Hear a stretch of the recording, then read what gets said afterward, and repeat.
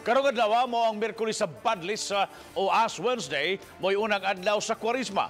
Mga Katoliko sagad mohugop simbahan aron magpabadlis sa ilang agtang sa abo. Sayran nato unsa kining kahinungdanon kining maong pagtuo sa simbahang Katoliko. Pinagi ni maong report.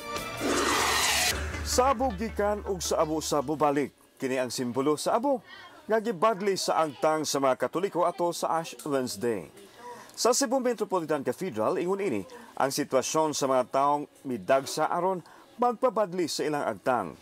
Si Monsignor Labajo kauban ang ubang alagad sa simbahan ang mihimo sa tulumanon sa pagtuong Katoliko. Samtang adunay pagpasabot nga gihatag nini ang kanhi Auxiliary Bishop sa Sugbo, Oscar Florencio, nga bag-o lang natudlo nga military bishop. Today is the beginning of the Lenten season. It starts with Ash Wednesday. Ash Wednesday is a reminder for us that we are just coming from dust, and unto dust we shall return. No, as human beings, we are not that perfect. We are imperfect, and we will die one day. No, but the most important thing is that we have to, go back to the Lord. We have to be converted. Our hearts transformed.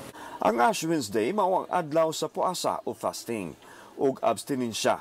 Di nagpasabot nga pagkaon sa usa ka bisis lang sa usa ka adlaw o one full meal. Ang abstinence mao ang paglikay sa pagkaon og kaning baboy, baka ug manok.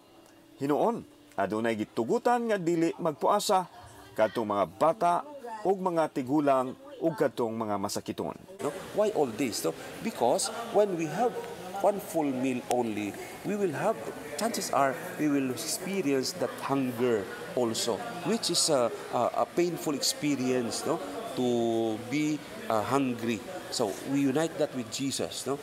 This cross that we received, no, on the forehead that we have is a symbol of that great love, that great price which Jesus has paid.